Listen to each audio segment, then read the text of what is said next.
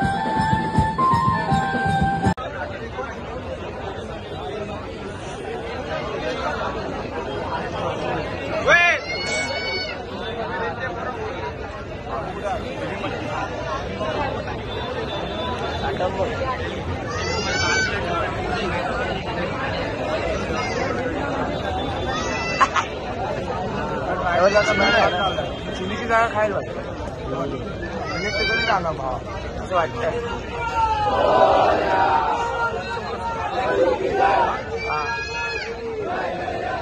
कसा